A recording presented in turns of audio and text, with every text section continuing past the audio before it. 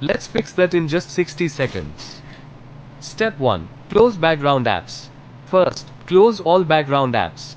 Just swipe up or use the Recent Apps button to clear them.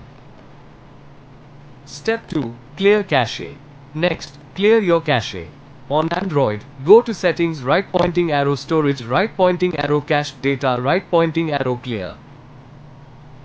On iPhone, restart the device to flush temporary files. Step 3. Delete unused apps.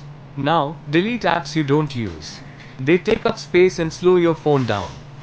Step 4. Free up storage. Check your storage. Delete old photos, videos, and downloads, or move them to the cloud. Step 5. Restart your phone. Finally, restart your phone.